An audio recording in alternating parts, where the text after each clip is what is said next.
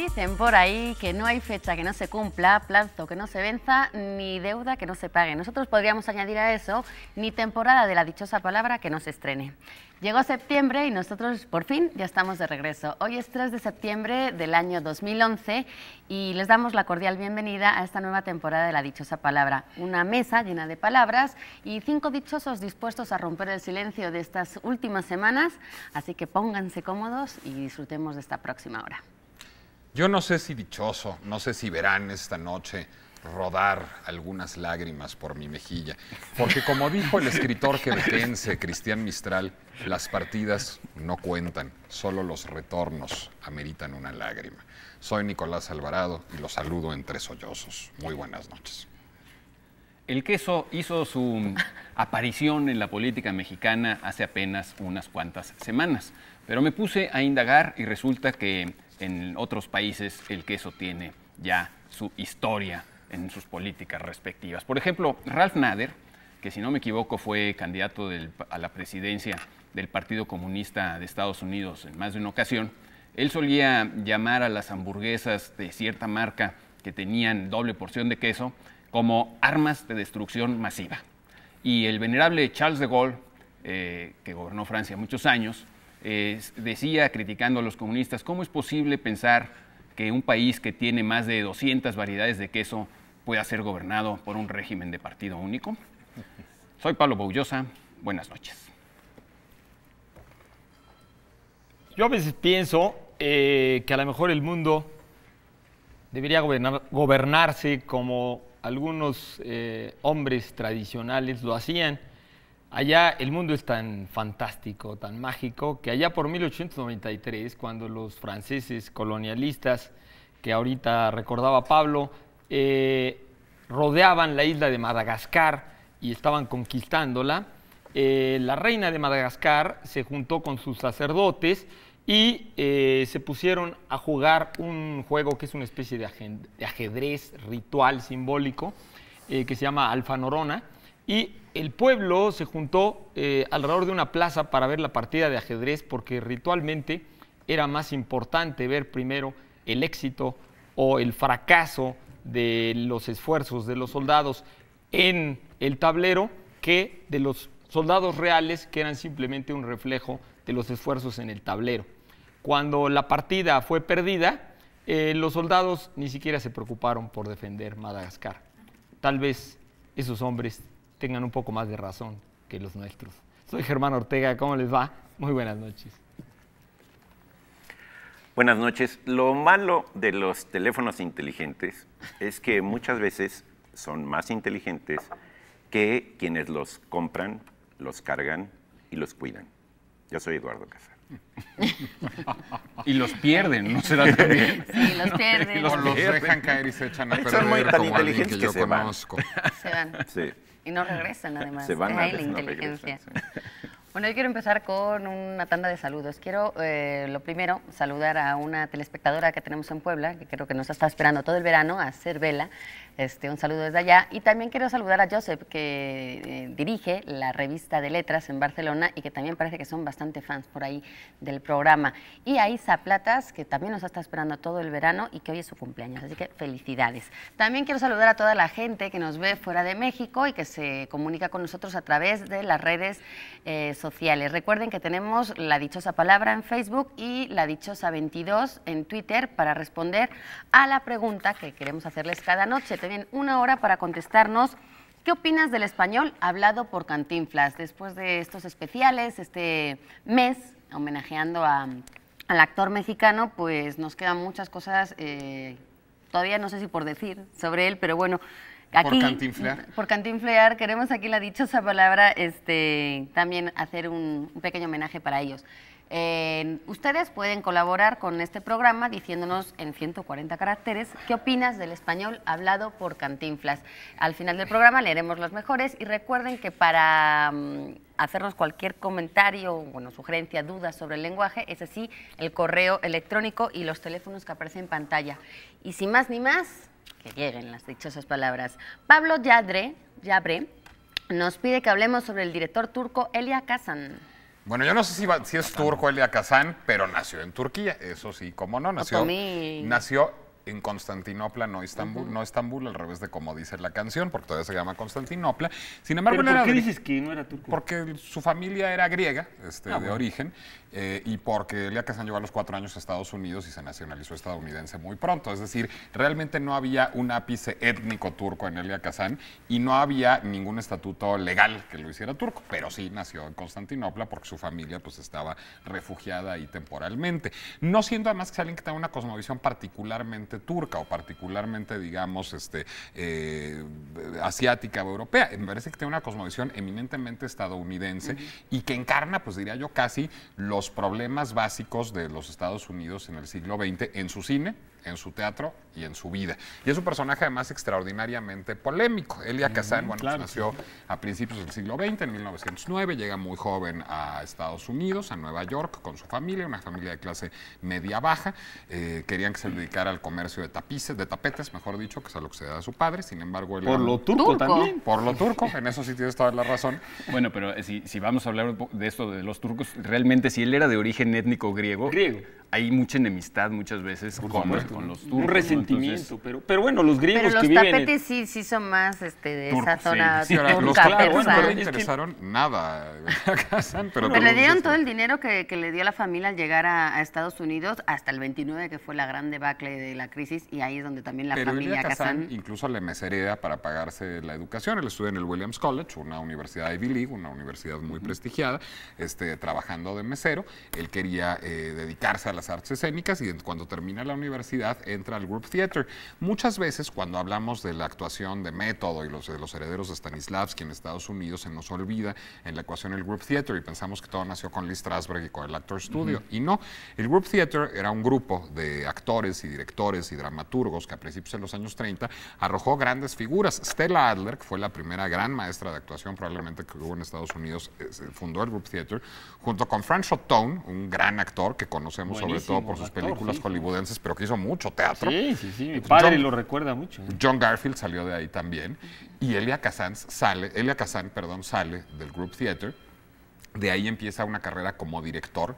Se vuelve el director de muchos grandes dramaturgos, de las obras de Tennessee Williams. Un tranvía llamado Deseo es dirigida por Elia Kazan. La gata sobre el tejado caliente es dirigida por Elia Kazan. Dirige obras de Arthur Miller, La muerte de un viajante, la dirige también Elia Kazan. Y a partir de esa gran carrera que se va forjando en los escenarios de Broadway, salta al cine rápidamente. En 1947 hace su primera película importante, diría yo, que es Pacto de Caballeros o Gentleman's Agreement.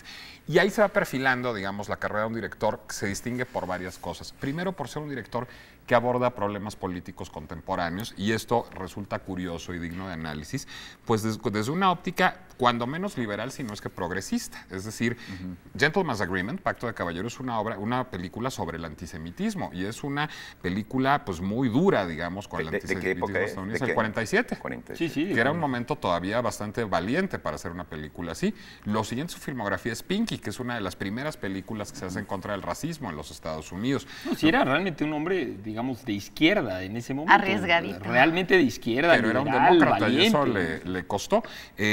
Se acordarán de una de sus películas más famosas, que es Nido de Ratas, On the Waterfront, que es una película sobre la tradujeron? En español se llama Nido de Ratas, sí. Es una película sobre la corrupción sindical, eminentemente. Sí, en España le pusieron de otra manera, ¿no, Laura? Sí, en España On the Waterfront se llama... No me acuerdo. Es sobre la corrupción sindical. Libre de no sé qué. Valga la redundancia. Valga la redundancia.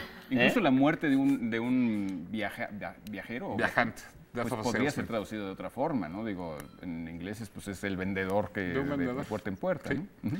Pero bueno, en todo caso, además en el camino se distingue por otra cosa, que es por filmar en locación, cosa que no era extraordinariamente frecuente en el Hollywood del Studio System, y por filmar por actores desconocidos. Lo que pasa es que los actores desconocidos, que habían sido alumnos suyos, porque hay que decir que el Group Theater surge ahora sí en el Actors Studio, del que es uno de los fundadores, junto con Lee Strasberg.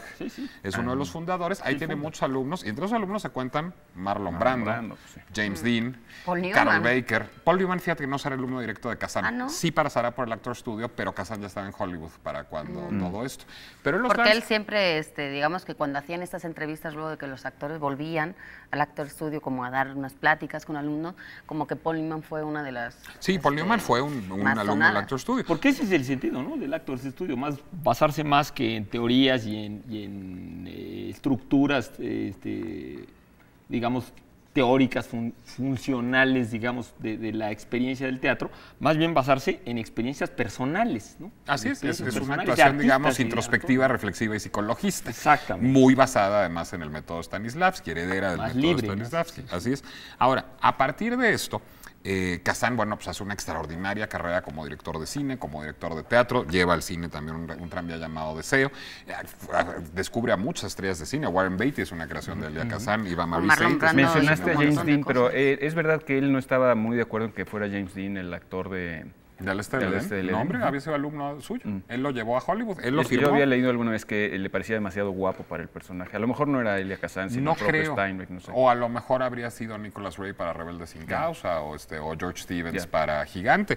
Pero Kazan lleva a James Dean a la Con Warner. Anthony Quinn también y con Brandon también hizo varias que luego además fue el Oscar, ¿no? Que Con ganó Marlon Brando hace un tranvía llamado Deseo, hace Viva Zapata. Viva Zapata. ahí. Pero falta que llegues a lo que realmente Le hace famoso. Entonces, hagamos hizo un flash escandalosa forward. la vida de Elia Vamos a Kazan. contar lo bonito. Entonces hagamos un flash forward a 1999, cuando Elia Kazan se gana un Oscar honorario y en el público vemos de pie a mucha gente aplaudiendo, entre ellos Warren Beatty, y vemos a mucha gente que se Chiflándole. rehúsa a levantarse o aplaudir como Nick Nolte. Ah, sí, durante el homenaje. Sí, Las claro. cámaras Hay una toma pasaban y famosa muchos de dijeron, yo a este sentado tipo así. no le aplaudo. Sí, muchísima gente. y Pero cerrados. como claro No. rechazo a. Y a mucho la enojados. figura. Los Jets fue famoso, que hubo gente que le chifló, Y fue gente muy que le polémico chifló, que que le estaba dieran ese así. Oscar honorario. Ok, sí, sí, Nunca recibió, por ejemplo, el reconocimiento del American Film Institute, habiendo sido un director que dirigió más de 20 actuaciones nominadas al Oscar, que ganó a dirigió a 9 actores que ganaron el Oscar, y él mismo se ganó 2 Oscars y 4 Globos de Oro. Nunca recibió un reconocimiento del American Film Institute. ¿Por qué? No, pues porque los 50 fueron una etapa espantosa en la política estadounidense, en donde bajo el macartismo surge una cosa que se llamaba The House of an American Activities Committee, es decir, pues el organismo que lo que buscaba era poner en una lista negra y condenar y censurar a todo aquel que hubiera tenido una militancia comunista y que estuvo particularmente en Hollywood, particularmente activo en Hollywood, y que acabó con muchas carreras de grandes trabajadores de la industria del cine, de gente como Dalton Trumbo, como Edward Dmytryk, y pues muchos, curiosamente, en la lista de testigos, digamos, de testigos amistosos se les llamaba, que iban a denunciar a quienes habían sido militantes comunistas. Traidores, en los como años decían 20 nosotros, traidores. y esa época, pues figura gente, digamos, que era horrendamente de derecha. Ginger Rogers es una de ellas, pero Ginger Rogers era horrendamente de derecha. Ronald Reagan. Ronald Reagan, que era horrendamente de derecha. George Murphy, que también era horrendamente de Gary derecha. Cooper.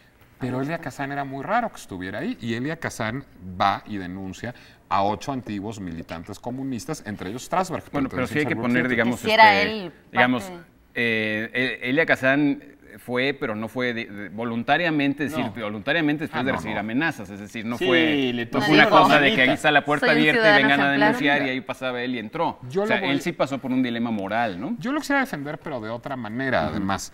Es decir, a mí no me simpatiza personal y emocional y moralmente lo que hizo Elia Kazan, aunque tiene, digamos, muchas asegúnes. Una de ellas es haberlo consultado con Arthur Miller. Y Arthur Miller, su amigo, le dice, haz lo que tengas que hacer. Y después Arthur Miller lo niega y le retira el saludo.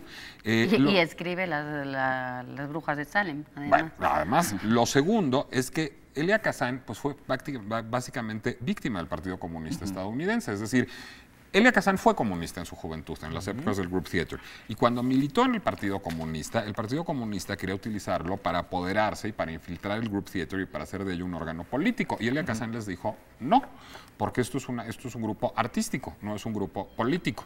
Y eso le costó un juicio interno en el Partido Comunista y él renunció al Partido Comunista. Sin Y se embargo, fue muy enojado, o sea, pero muy a siguió disgusto. siendo comunista hasta el pacto Hitler-Stalin. Cuando el pacto Hitler-Stalin es que Elia Kazan dice el comunismo es lo que está mal de base. Y si vemos la filmografía de Elia Kazan lo que hace es encarnar lo mejor de los valores demócratas de Estados Unidos. Entonces, y lo que diría muchos años después Elia Kazan en las entrevistas es, yo no iba a arriesgar todo lo que tengo en aras de algo en lo que no creo. Lo hubiera arriesgado en aras de algo en lo que creo, pero yo no creo en el comunismo. Ahora, yo odio el comunismo porque lo conozco. ¿Cuál es la postura que a mí me parece reprobable? Que eran sus amigos. O sea, que Strasberg había sido su amigo, por ejemplo. En términos morales, de moral personal, no me parece encomiable lo que hizo. Pero en términos políticos me parece eminentemente congruente lo que hizo, aunque me parece muy que lo condenable en justificó términos además en morales que muchas lo haya hecho. películas, ¿no? Su participación en ese comité y todas sus declaraciones, digamos que de alguna manera su manera como de defenderse o de justificarse fue a través de sus películas a partir de Nido su de mente. ratas. Nido de ratas es una especie de justificación Pinky, de un hombre que Gentleman's La ley hace del lo silencio que cree, es- ¿no? No. Pero esas películas son previas a esa declaración. No, tienes razón. Nido de No, Ratas es son posterior. son Nido de Ratas es posteriores. 54 y la Nido de ratas el 54 testimonio y la 52. declaración es como 52. Es 52. el Yo lo testimonio, único tienes que toda no la le razón. perdono a Elia Kazan es que su película de Zapata sea tan aburrida y tan mala. Sí es malona. Sí es malona. Eso es lo único que tengo contra Elia Kazan. Pero tuvo los arrestos de filmar El último magnate, que no era fácil y no le quedó mal. Y por cierto, ahí dirige a su ¿Sustituyó? último gran actor, a Robert De Niro. Sí, pero ahí en El último magnate estaba sustituyendo. Originalmente la película se iba a hacer con otro director. No me digas, no Sí, sabía sí. eso. Se iba a hacer con otro director, estoy casi seguro. Es la última Totalmente película de seguro. Kazan. Kazan ya era muy mayor cuando hace El último magnate.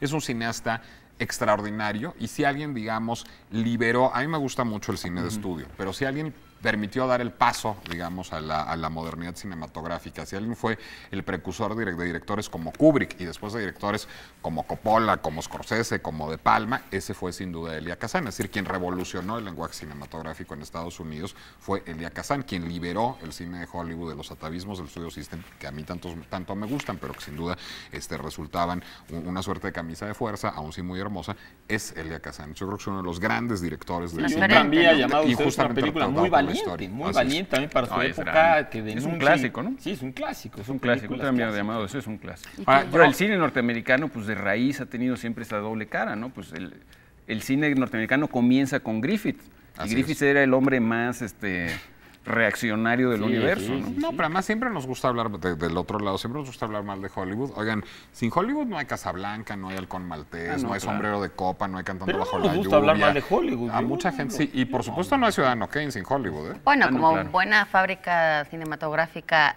tremenda, De pues sueños. tiene sus aciertos, todos sus lados. Te voy a decir notas, que la para mejor todos, definición se la dio un desaciertos. día a Pepe de la Colina, que si algún día ve esto le mandamos un gran abrazo. Pepe de la Colina dice que el mejor cine del mundo es el cine estadounidense. Lo que pasa es que el peor cine del mundo también es viene el de ahí. estadounidense. Claro, por Pues ni supuesto. modo. Murió hace poquito, ¿no? No Pepe murió. de la en- Colina, no. no. No, Elia Kazan. Ah, Elia Kazan, sí. No, se Pepe de la murió en Colina es No, un Elia chaval. Kazan murió murió como en en el 2003, Estoy 2000. rodeado 2004, además de por mujeres ahí. que están enamoradas de Pepe de la no, Colina, no, empezando no. por la Le mía. mandamos favor, un saludo muy quisiera. cariñoso a Pepe. Vámonos con la dichosa palabra. Esta noche responde a la siguiente definición. Aptitud artística, deportiva o intelectual. También se le dice así a una moneda griega y romana. Entre los primeros, es decir, entre los griegos, equivalía a unos 6.000 dracmas. Si ustedes saben a qué palabra nos estamos refiriendo esta noche, escríbanos corriendo, llámenos por teléfono para llevarse los libros que estaremos Si presentando. logran esta noche. escribir corriendo, se van a llevar hasta 2 libros. ¿Hasta 2? Ha de ser difícil escribir corriendo, tú te lo has propuesto. Pues muy deprisa. Ah, ok. Yo pensaba que había que ir haciendo jogging y escribir. No, imagínate hablar por teléfono corriendo, eso está peor. Aunque sí lo he Eso visto. yo lo Sí llevo lo a hacer. hacen. Germán. Parece Bueno, son pues inteligentes. se van a llevar este libro simpático, ¿verdad? De veras antojadizo, del gran Matt Groening, muy conocido por todos los adolescentes, este gran caricaturista y autor de programas televisivos, un libro estrafalario, esperpéntico. Es una cortesía de Sexto Piso, editorial Astiberri. Y yo debería tener aquí un sombrero de copa para sacar este libro de Javier Velasco. Puedo explicarlo todo. Una gran novela picaresca contemporánea, por cortesía de editorial Alfaguara. Hay algunos ejemplares que los más afortunados se llevarán a su casa. Y bueno, también tenemos de Guadalupe Zubieta un magnífico libro, Mensaje Póstumo, publicado por DEMAC, que es una asociación de estudios sobre mujeres, tiene un premio testimonial. Es un libro que yo recomiendo mucho, yo lo conozco bien. Guadalupe fue alumna mía, por cierto. Y debe ser una historia fuerte y desgarradora. Porque Como todas de las esas- que publica DEMAC, DEMAC, el exacto. premio es mujeres que se atreven a contar su historia y hay verdaderamente casos muy fuertes, ¿no? Este es un caso de vida real, pero no es, digamos, de delitos ni cosas de esas, sino de cuestiones de relaciones familiares, ¿no? Y tenemos por una cortesía de sí misma la revista Algarabía con un número ecléctico que va de la cursilería a las vikingas a la homeopatía con sabor a mí. O sea, Álvaro Carrillo, Me no a mí, a imagino. mí. Oye, ahora que dices, Pablo, lo de Puedo explicarle todo de Javier Blasco, que es la obra más reciente de Javier, ahora está preparando una sobre tenis, sobre los Grand Slam, y entonces ha sido maravilloso ver a... Bueno, es una crónica, ¿no? Es que, Javier Velasco es un extraordinario cronista de tenis Sí. y lleva años haciendo crónica de tenis tanto por escrito como en televisión. antes pero este mandaba sus año columnas. lo van a enviar a todos los Grand Slams. O sea, No, yo ya lo envidio mandaron a todos y muchísimo, es ¿no? bastante padre seguirlo por Twitter porque ha estado tuiteando todos los partidos, porque además se los ha echado todos. Entonces promete estar bastante ¿Y tuitea? interesante. ¿Y qué cuenta? Él es un fanático de Ya, Nadal. Pero ya ¿qué le cuenta? Ya le pegó la rompieron- ya pelota le de un lado y ya le rompieron pegó el la pelota saque del a otro. Federer Sí, o pero lo con que sea, su ¿no? Pero lo hace muy estilo. bien, o sea. Es bastante interesante Yo no como... leo tweets, me espero al libro. Aptitud artística, deportiva o intelectual. También se le dice así a una moneda griega o romana. Bueno, y romana. Entre los griegos equivalía a 6.000 dracmas. Esa es nuestra dichosa palabra de hoy. Y nuestra dichosa palabra siguiente, no sé si tenemos tiempo. Sí, Ricardo Tinajero. Nos piden hablar acerca de Lady Jane Digby. Lady Jane Digby. Híjole, bueno, esta, yo diría, extraordinaria mujer. Maravillosa. Padrísima mujer. Yo creo que, de veras, las mujeres... Envidiada. Envidiada, ¿no? Sí. Una mujer Y envidiada. licenciosa. ¿Eh? Y licenciosa. Pues, Sí, licenciosa, Por pero... eso era No, pues si lo padre es lo licenciosa que era. Pero licenciosa por enamorada. Ella escribió muchas cartas y escribió... diario. Escribió un diario importante y era extraordinaria dibujante también. Le encantaba también las acuarelas. Se conservan muchas acuarelas de ella. Bueno, estamos hablando de una mujer que pues fue muy rica, heredó muchísimo dinero, su abuelo. Y por cierto, se llamaba Coke, su abuelo se llamaba Coke, si no recuerdo mal, Thomas Coke, exactamente como el Coca-Cola. refresco, exactamente. Thomas Coke, y era un lord inglés que tenía muchísimo dinero, uno de los hombres más ricos de Inglaterra. Su mamá decían que era una de las mujeres más hermosas también de Inglaterra. De hecho, el rey Jorge IV... Cuya belleza heredó, parece. Exactamente, que no, es más, dicen que superó. El rey Jorge IV de Inglaterra estaba enamoradísimo de su madre y decía Jorge IV que no había mujer más hermosa en el mundo, no en Inglaterra, que su madre, Y ¿no? también era Y además como ella, Jorge un IV amante. se especializaba en los juicios de las mujeres que había puesto en su cuarto. Eso está Precisamente. buenísimo. Bueno, ¿De estamos qué hablando época es? de una mujer, Lady Jane Digby, 19. nació exactamente a fines de la segunda década del siglo XIX y en 1815, 17, por ahí, y No, murió a en las principios, últimas ¿no? décadas. No Un vivió poco todo el antes. 19. Sí, bueno, debe haber nacido en la primera o en la segunda década del siglo XIX y murió en los 80s más o menos del siglo XIX. Y bueno, pues fue una mujer hermosísima, hasta muy mayor, era una mujer muy hermosa, atlética. Cuando tenía 15 años hablaba perfectamente el francés, el inglés, el alemán, el italiano y después habló maravillosamente el árabe, incluso componía poesías en árabe. Esta mujer, ¿Y a además quién de se las compone? hermosa, se conservan cuadros de ella, bellísima. Fue amante pues, de muchísima gente, la conoció grandes intelectuales, se enamoraron de ella. Pero además está buenísimo la manera que tuvo de enfrentar luego a los maridos con los amantes. Había duelos, Exactamente, había sí, no. hasta un político, estuvo con un político del Claro. Parlamento británico, El primer- hizo cambiar las leyes para poderse divorciar. Exactamente. Ella primero, muy joven, 19, 18, 19 años, más o menos se casó con un hombre de 35, que era un hombre del Parlamento, que después, por cierto, fue Ellenborough, que fue virrey de la India, tuvo un hijo con él. Pero él era un hombre totalmente aburrido, flemático, un poco el arquetipo de lo que en Latinoamérica piensan de lo que es un inglés muy serio. Incluso nadie entendía cómo una mujer tan apasionada se había casado con él. Y bueno, ella pues, Bueno, se tuvo aburrió. muchos matrimonios de conveniencia, digamos. Se que por aburrió eso de él. también se echó un poco Sí, al claro, se amorío. aburrió de él, ¿no? Pero realmente yo voy en defensa de su sensualidad y de su lujuria y de su, No, de no, su apetito. travesura, de su apetito también en el sentido de que ella realmente siempre se orientó por el amor. O sea, ella se enamoraba No le fue y se mal. enamoraba de quien fuera y entonces no le fue mal. Tuvo 6 hijos. Eso es pecado, carnal. Pues, ¿Cómo, carnal? pues sí, Pero, pero ¿la apoyas? yo la apoyo. Pero si con fuera todo tu y el esposa, pecado. no estarías tan feliz Oye, de que no, y se además enamore de otro una y de otro y cantidad de de otro. hijos y la mitad no se sabe de quiénes eran. También había peleas entre los esposos Sí, y amantes sí, sí. para la paternidad de los chamacos. Bueno, Pero es fue que una además señora estamos que tuvo- hablando de esto con tanta tranquilidad como si fuera ahorita. No, es Claro, la época es Es la victoriana. Inglaterra victoriana. Es decir, lo que Ese es resulta el verdaderamente escándalo. transgresor es que Eso es una lo mujer interesante. se atreva a, digamos, a decidir sobre su vida erótica en la Inglaterra victoriana. Eso se es lo que atreva es y muy que le notable. salga, y porque es, yo me imagino que hubo muchas que lo intentaron, pero no les fue tan bien pues en no la creo que fiesta. muchas, ¿no? Pero Ahora es que también eso es hay que sirve para revalorar la época, porque si, digamos, la fama de la Inglaterra victoriana es justamente la fama que Germán menciona como que asociamos con ese primer marido inglés, ¿no? Así es. O sea, de una Inglaterra demasiado sobria, Tiesa, súper falsa, autorreprimida, hipócrita, falsa, etcétera. Eso es lo que se identifica con la Inglaterra O sea, victoriana, cuando fue una época de grandes cambios también,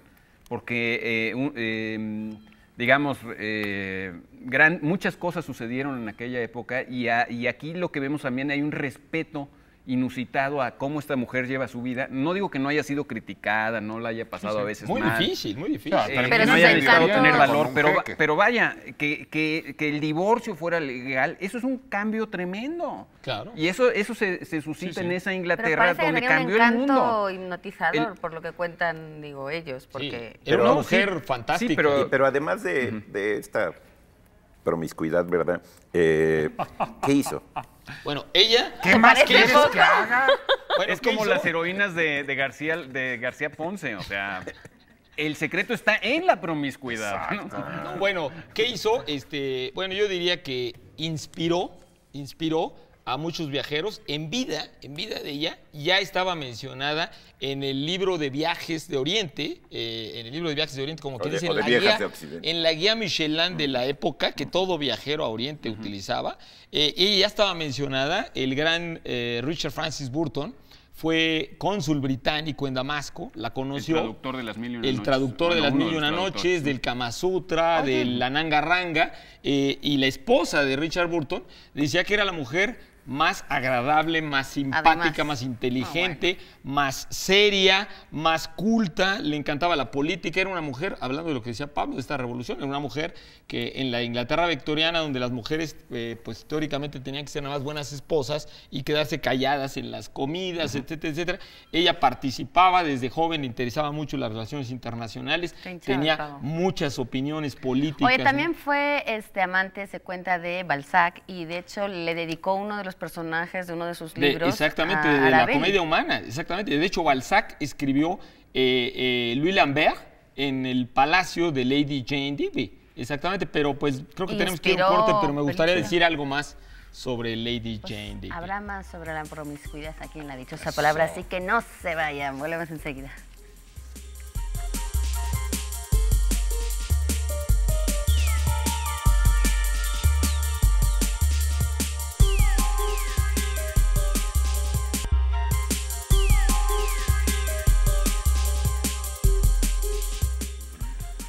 Continuamos aquí en La Dichosa Palabra, qué bueno que siguen con nosotros. Ahorita retomamos nuestra conversación del último bloque.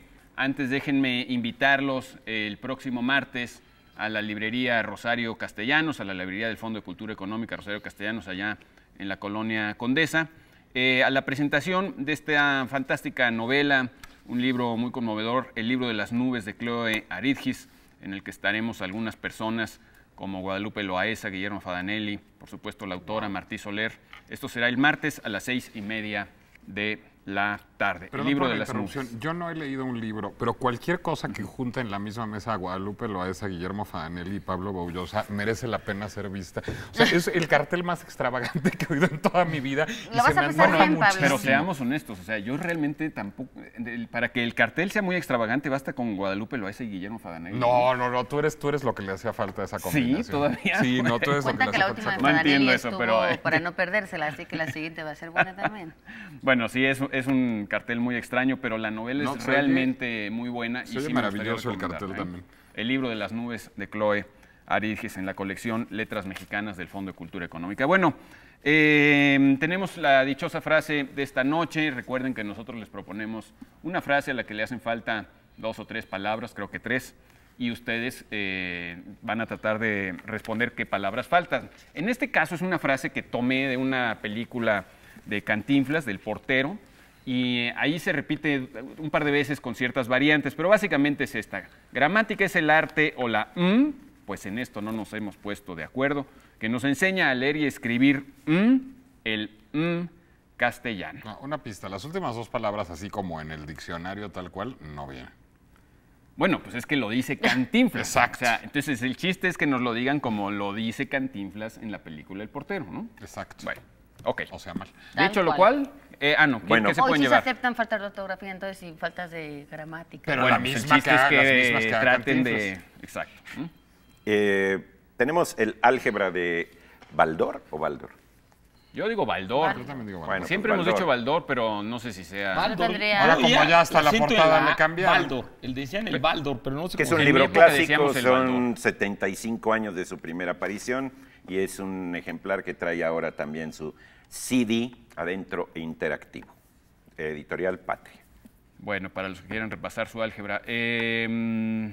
Estábamos conversando hace unos minutos antes de irnos al corte de esta mujer famosa por su vida licenciosa y por algunas otras curiosidades, Lady Jane Digby. Y bueno, No, bueno, bueno, y por la lectura histórica y política que se puede hacer de su vida licenciada. a partir de- Exactamente. Yo creo que, pregunta Eduardo, que qué hizo esta mujer. Yo creo que ¿Quieres vivió... detalles? vivió- No, es que no escribió nada. o No, bueno, cosas sí, así. sí escribió. Sí, Escribió pero Además de no las la- no la acuarelas. recordamos por eso, pero o sea, bueno, no es una no escritora se que recuerda sigamos por eso, leyendo. se recuerda un poco porque realmente, yo diría, es una señora que en esa Inglaterra victoriana vivió su vida como yo creo que hay que vivir la vida, ¿no? O sea, intensamente, la vivió Ok. conscientemente, con cultura. Va a estar la viendo vivió esto Carla, Los ¿eh? hijos, por los lo- hijos los de amantes. Es que vuelvo a lo Germán, mismo, escuchan vuelvo a lo bien que mismo. está diciendo. Era una mujer enamorada de la vida, era una mujer que supo vivir de todas las maneras. ¿Quién Pero sabe? Su Vivió con última muchos etapa, su mane- última etapa sí fue importante. Cuando se Eso es fue a lo que luego voy. a Siria, Pero esa es la con los- demostración los de la vida. beduinos, O sea, ella lo registró. Ella se casó primero con este parlamentario, luego tuvo un amante, un príncipe austriaco, vivió en París una vida muy intensa, conoció a muchísimos escritores también, Fue en Múnich. pintores. Fue amante de varios de ellos. Fue amante de varios de ellos. Pero de eso no todos significa que haya espérame. conocido, que haya vivido de acuerdo al amor. Pero ella cabrón. vivió, Se me sí, hace ella que- vivió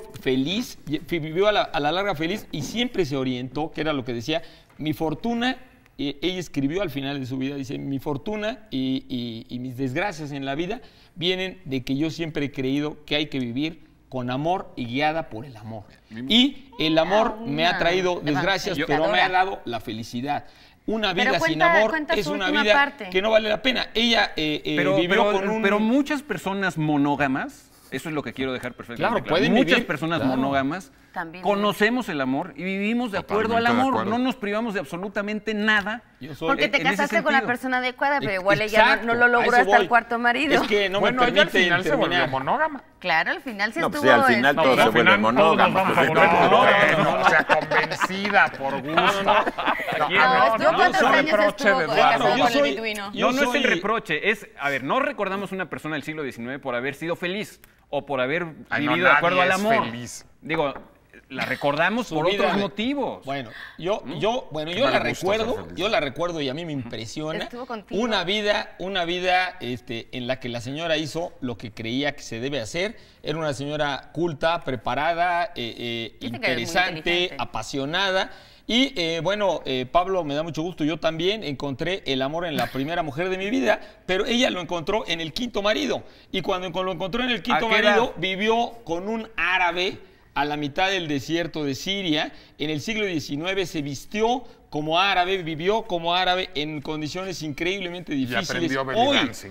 Hoy es difícil vivir como árabe Con la como mitad del beduina. año, ¿no? La mitad del año nada más. Sí, Parece bueno, que la mitad del año está en Damasco pero en un palacio. aviéntate 6 Sí, meses, pero hoy, ¿cómo la 6 búsqueda meses loca en de la un libertad desierto? para acabar viviendo como un beduino? O sea, no lo puedo entender. Bueno, Bueno, en un ella desierto. quería eso. Está digo, bien, tampoco está bien. lo O sea, Habría está que bien ver al beduino, quería- cómo o sea, yo era. no tengo nada con que cada quien haga de su vida un cacahuate, un papalote. Justamente creo que habla bien de la Inglaterra victoriana, que esta mujer pudiera hacer de su vida lo que quisiera. Pero habla bien de ella. Sor Juana Inés de la También. Cruz no pudo hacer de su vida lo que quiso. Pero habla porque bien de la ella. sociedad no la dejó. Sí, sin duda. La Inglaterra victoriana sí dejó a esta mujer hacer de su No, vida no lo la que dejó. cuate. impuso, más No, bien, Pablo, La no la dejó Inglaterra del todo. victoriana también metió al bote a Oscar Wilde por hacer Ella su no vida. pudo lo sé. regresar a Inglaterra. Yo lo sé. La Inglaterra victoriana no la dejó porque ella, después del primer marido, Se no fue. pudo regresar a Inglaterra precisamente por la dificultad social y legal que tenía de regresar a Inglaterra.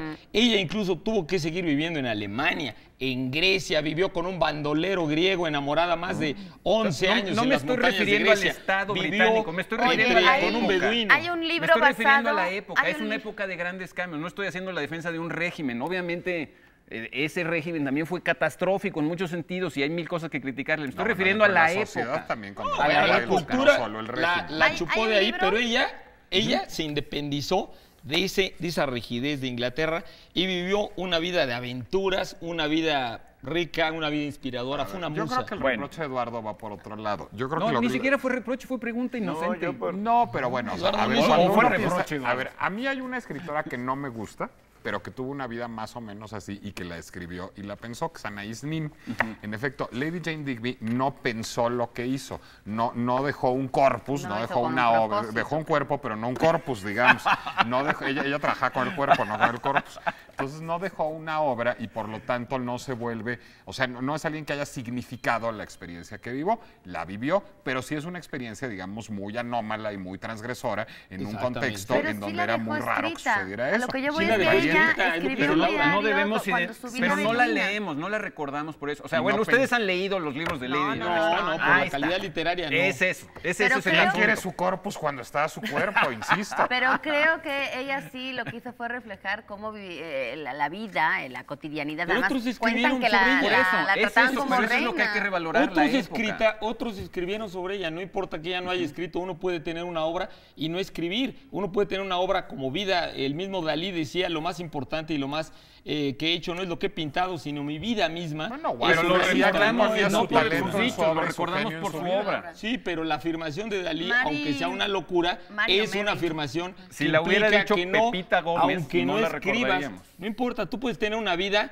y no haber escrito nada. Alejandro Magno no Cambiamos la escribió pregunta nada del Twitter y hoy, tuvo ¿no? una De, vida ¿qué opina significativa. usted? Que si ya vamos a algo. Sí, Bueno, Mary- vamos Mary a algo, Lowell- sí, ya me están regañando. Espera, Mary Lowell hizo un libro sobre su vida, la escandalosa vida de Jane Digby, basado en todo esto. que Exactamente. estamos hablando. Claro, por supuesto. Eh, Un ejemplo de vida. Vamos a recordar la frase de Cantinflas ya con un poquito más de palabras puestas en su lugar. Creo que las van a dar por buenas, creo, no lo sé, ahorita me va a confirmar la producción, aunque ustedes no las digan como las diga Cantinflas, aunque sino las que digan las bien. escriban bien, pues sí, porque decirlo como dice Cantinflas, ahí va a ser un relajo escribirlas, en fin. Hasta ahorita la frase va así: gramática es el arte o la ciencia. No es cierto, me lo corrigieron aquí. Y es que es muy difícil escribir mal. No lo dijo así Cantinflas, decía ciencia. La esencia. Sí. Sí. Entonces, gramática es el arte o la ciencia, pues en esto no nos hemos puesto de acuerdo, que nos enseña a leer y escribir el castellano. Es muy posible que la frase haya aparecido ya con la palabra ciencia de forma correcta y me imagino que las otras aparecerán ya todas corregidas, pero Cantinflas los decía todas con error, por eso justamente esos errores cantinflescos eran los que queríamos destacar. En la película El portero. ¿Qué más? ¿Qué se pueden llevar los Se pueden que llevar conozcan un esto bien? acierto, este libro que se llama Artes Plásticas de Nuevo León, 100 años de historia, un recorrido sobre un estado, en particular de una ciudad, Monterrey, que ha tenido un escenario artístico particularmente vigoroso, esto por una cortesía del Museo de Monterrey. Fantástico. Y también de parte de Casa Lam, esta obra de Javier Cruz, un escultor, Espejismos, que está basado en una exposición que estuvo precisamente en Casa Lam durante este año, no sé si entre mayo, junio o algo así. Bueno, de ahí salió también la presentación de este libro obra, que llaman con sus... Ahora sí que esto no son esculturas, pero son dibujos, láminas, en fin, sobre el objeto del espejo, que significa dentro de la vida Es que y la todo lo que cotidianidad hace del es espejo. cultura. Es cultura, sí. Exacto, Esto por es eso parte se de llama esa cultura. Espejismo. Muy bien. ¿Espejismo también? No, no le conocemos militancia política. No, así se llama, espejismos. Espejismos. Es de Tabasco. Bueno, vamos a continuar con más dichosas palabras, si no les parece mal. Si alguien quiere agregar algo más, ya, nos vamos a la siguiente. David Rivero nos llamó y nos preguntó muy apropiadamente, ya hasta lo dijimos aquí, ¿qué significa cantinflear? Pues... Cantinflear, a mí me gustaría candidatos, apuntar más que... del mundo hispanoparlante. Yo quisiera rescatar de eso, que soy la menos apropiada para hablar del cantinfleo, aunque ella cantinfleo también yo, que es una palabra que ya se encuentra en el diccionario porque no había una palabra, según yo, que reflejara tan bien esa manera... ese atropello al lenguaje que cometía Cantinflas. Pues más que al lenguaje, a la expresión, ¿no? Sí, porque a la Cantinflas ni siquiera creo que esté bien definido, fíjate, en el diccionario de la Sí, Real yo Academia. también estoy en contra Dice de que es la una manera definición. disparatada de no decir nada. Y yo lo que creo, bueno, lo que yo he podido deducir después de todos estos años viviendo en México es que cantinflear es decir muchas cosas sin tener como un mensaje, aunque sí creo que hay una intención, creo que no hay un mensaje, no se puede resumir todo en una palabra, en una frase, sino que se trata de decir, es mucho, tiene que ver, por ejemplo, con el lenguaje político, de hablar, no tanto ahí para no decir nada, que esperemos que sí haya más mensaje en los discursos. Pero que a veces los políticos cometen... Pero ese sí, tipo. sí pero creo no es que un sea abuso mucho. consciente de la retórica. Exacto, es que creo que se puede cantinflear Es como consciente o incontinencia verbal, inconscientemente. más bien. No, pero yo creo Pero que en el cantinfleo caso es de inconsciente y es como incontinencia verbal y lógica. Pero Pero se en el puede caso de Cantinflas, claro que había conciencia. No, para- en el guión, hecho del pues. cantinfleo, no, hombre, pues Cantinflas sabía perfectamente lo que hacía. estaba haciendo, Así es. exactamente. Pero creo que se puede cantinflear no solamente hablando, sino también escribiendo y sobre todo gesticulando. Creo que No, hombre, basta leer cantinflear casi cualquier periódico. tiene que ver todo un comportamiento, una personalidad que se refleja a la hora de estar expresándose así. Creo que tiene que ver con un poco confundir, distraer, entretener, convencer también. Yo creo que es aparentar también un poco. Cuando uno habla, ya habla con muchas palabras y sin repetirlas en la mayoría de los casos, porque también tiene su mérito lo de la cantinfleada, porque creo que hay que tener mucho vocabulario para decir muchos sinónimos, decir lo mismo pero de otra manera y repetir, ¿no? En loop. Yo me remitiré a las películas de Cantinflas para ver qué es cantinflear también, ¿no? Pero tú quieres... Hay tú una quieres figura añadir, en la retórica que es el anacoluto, así de feo que suena, ¿no? Ya has hablado de ello, Y de el hecho. anacoluto es cuando es, digamos, una figura que viene de la oralidad, básicamente. Por eso, bueno, Cantinflas, sin el ingrediente de oralidad, sin el tono, además, el tono con el que dice las cosas, no haría este tipo de ambigüedad. El anacoluto consiste en comenzar una frase y no acabarla, sino meter otra y tampoco acabar esa. ¿Sí? Por lo tanto, por escrito es muy difícil hacer un anacoluto. Verbalmente claro. lo hacemos todo el tiempo. Todo el tiempo, a veces comenzamos una oración, nos interrumpimos y metemos otra. Ahí, en toda la cuestión, pensando en Cantinflas, es muy curioso porque lo que crea es una ambivalencia. Yo siempre me he preguntado con Cantinflas si se está burlando del lenguaje de los que no manejan el lenguaje. Que esa es mi impresión, ¿no? Correctamente, o si está haciendo una reivindicación de eso. Claro. Esa ambigüedad es lo interesante de Cantinflas. En el momento que esa ambigüedad se rompe Y queda él ya claro se que hace decide una de por las dos cosas, por sí. uno de los lados, entonces se pierde todo el chiste de la ambivalencia. Es lo que tiene que ver con los géneros cómicos serios que teorizaba Bakhtin Pero eso en un también tiene libro que ver que se con llama otra cosa. La risa en la Edad Media y el Renacimiento. Es decir, lo Yo que hace... creo que en el caso, Muy, yo muy opinaría que en el importante. caso de Cantinflas, realmente el chiste, lo que tú dices, es que mantiene en ciertos momentos esa ambigüedad totalmente. O sea, que realmente en parte se está burlando, porque uno lo siente, en parte se está burlando, pero en parte está Reflejando. tratando de reivindicar un poco ese. Y esa ambigüedad es un poco la que descontrola a la gente y la que yo creo que lo hizo Reivindicar o famoso. denunciar también, ¿no? O ¿El sea, qué? en la burla también hay una denuncia de esa manera de ser. A lo que yo voy es que si hay una cantinfleada dentro de las películas de Cantinflas y del personaje de Cantinflas, que es el origen de de esta palabra y de esta manera de ser, pero sí creo que luego ha derivado en un significado que en la actualidad cantinflear tiene que ver mucho con hablar y que a lo mejor no se apega tanto a lo que hacía Cantinflas, porque a mí lo que me parece, bueno, yo como en las traducciones, por ejemplo, lo que sí sé es que cantinflear es una palabra que cuesta muchísimo traducir porque no hay un referente y un homónimo, por así decirlo, ni nada que refleje lo mismo que concentra todo el concepto de Cantinflas. Una pregunta, Laura, ¿es cierto que en España las películas españolas, las películas mexicanas que llegaban a España se traducían al español de España como el cine extranjero, pero la voz, el personaje de Cantinflas no? ¿Y los otros personajes sí? Bueno, eso es lo que yo había oído, te lo pregunté porque como... Creo pero que tú estás muy joven, no te tocó. No, sí, mi abuelo las vio hasta que murió, todos los domingos las siguen pasando en la televisión española los domingos después de comer, y estoy tratando de acordarme, pero yo juraría que sí, porque creo que uno de los atractivos de ver las películas de Cantinflas era como toda la relación lingüística que había entre los personajes. La definición del diccionario tiene, según yo, un error. Dice que se habla mucho sin decir nada. Y en realidad sí se expresa mucho. No se dice en el sentido de mensaje. Concreto. Pero se expresa muchísimo. Por supuesto. Es que yo diría que Cantinflas termina encarnando como personaje a digamos, como la contraparte mexicana a la idea francesa del idiota sabio, del idiot savant.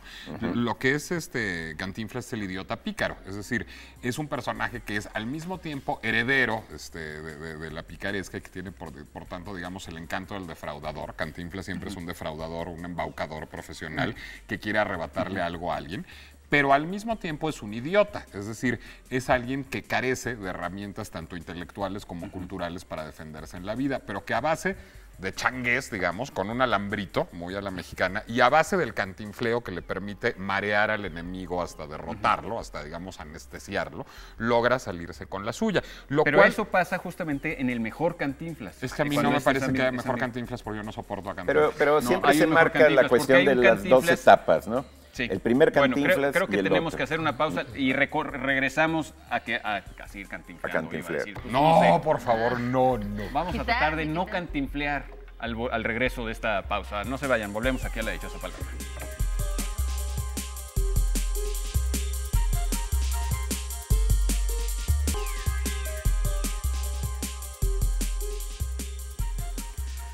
Seguimos en La Dichosa Palabra. Los invitamos a la transmisión en vivo que realizaremos el próximo sábado, que es 10 de septiembre, desde la ENAP, Escuela Nacional de Artes Plásticas, en Avenida de la UNAM, en Avenida Constitución 600, allá en el barrio La Concha, en Xochimilco. La Concha, no la Conchita. Bueno, la dichosa palabra de esta noche es aptitud artística, deportiva o intelectual, moneda griega y romana. Entre los primeros equivalía a unos 6,000 dracmas. Dracmas y no dramas. Tenemos para quien le atine. De Editorial Cátedra, en las 1000 letras, la colección de Jane Austen, toda una clásica también de la literatura británica, Orgullo y Prejuicio, que según la BBC fue declarado hace unos años el segundo mejor libro más querido del Reino Unido, después del Señor de los Anillos. Bastante... No, pues Debe ser un prejuicio. Bueno, pues un cuestionario que hicieron entre el público. El público decidió, esto es democracia. Bueno, Está pero bien. este fue el segundo, que no me parece mal resultado en cualquier caso. Bueno, tenemos por una cortesía editorial Lectorum un libro que tiene un título equivocado, a mi juicio, porque no voy a verse cómo apreciar a Alfonso Reyes, sino cómo no apreciar a Alfonso Reyes. Después de leer este florilegio de ensayos breves verdaderamente deliciosos de Alfonso Reyes, están seleccionados y prologados por Alicia Reyes, la curadora de la memoria de Alfonso Reyes, a quien yo le mando además particularmente un gran beso y un gran abrazo. Bueno, de Pepe Iturriaga, José N. Iturriaga, confieso que he comido de fondas, aguanes, mercados y banquetas de Editorial Conaculta recuerdos gastronómicos. Déjame decir algo para sensoriales. recomendar ese libro. Yo fui productor de radio de José Iturriaga de la Fuente ¿Ah, en alguna sí? época de mi vida. Pero Y era un sabio, señor. no, pero no don José Iturriaga, Ah, su padre, sino este es José el- Iturriaga de la este Fuente el es el hijo y es un gran historiador de la comida mexicana. Ah. Entonces él tenía unas cápsulas de radio basadas en un libro suyo que se llama De tacos, tamales y tortas. Y yo odiaba grabar temprano a José Iturriaga, que es un tipazo, es encantador y sus cápsulas Te eran da maravillosas, hambre. porque terminaba yo con hambre. Porque además él te lo contaba en radio como si se le fuera antojando. Y entonces empezaba a hacer, digamos, onomatopeyas y sonidos de las cosas que te iba De la contando. comida. Y yo salía con ganas de irme a echar un pambazo a la Y te lo esquina. echabas muchas A veces, veces también, porque sí, pues sí. pero de no veras hay manera de es aguantarse el literalmente antojo. delicioso cómo escribe José Iturriaga de la Fuente de Cocina. Ah, fantástico. Antojadizo. fantástico. Bueno, y también tenemos ejemplares de la revista Ciencia, la revista de la Academia Mexicana de Ciencia. Ya saben que somos muy entusiastas también de la ciencia en la dichosa palabra, con muchos artículos inteligentes, ¿no? Hay muchos ejemplares para ustedes. Bueno, ¿quieren añadir algo Sí, más? yo quería acribillar un Ajá. poquito a Cantinflas, porque ustedes Sí, han sí, hablado sí. demasiado bien de él. Estamos en el homenaje, tenemos unos minutos. Me uno- parece uno muy o dos. bien. No, es que, a ver, yo creo que parte de la ambigüedad que dices, o otra forma de la ambigüedad que dices, Eduardo, tiene que ver con que digamos, la premisa misma de Cantinflas lo que hace es perpetuar aquello que pretende denunciar. Es decir, presenta un personaje, digamos, despreciable para que el público se burle de él, para que el público se sienta superior a él. Pero ese personaje al mismo tiempo es un espejo y la risa del público con respecto a ese personaje es complaciente. Entonces lo único que hace es perpetuar un círculo vicioso, es decir, el público se está riendo de sí mismo, pero sin darse cuenta de que se está riéndose de sí mismo, porque como está caricaturizado se siente un poco superior. Entonces lo único que hace es perpetuar el problema. Creo que ese es mi problema básico con Cantinflas. Perdón, Yo creo ya que con sí hay eso he dicho todo. más de un Cantinflas, y creo que hay un Cantinflas que juega muy bien esa ambigüedad que mencionaba Eduardo, y después hay un Cantinflas que ya fue Que muy ya famoso, se define por un lado. que se define totalmente por un lado y que se vuelve de melcocha, se vuelve de ya Didáctico. cursi, Didáctico. Se vuelve más didáctico en cursi. el mal sentido de la palabra, porque uno no aprendía absolutamente nada con esas películas didácticas. Y eso pues fue doloroso y un triste. producto Bueno, Casi me como piden, sermón, me ¿no? piden que ya nos vayamos a corte porque andamos urgidos de tiempo. Ahorita regresamos.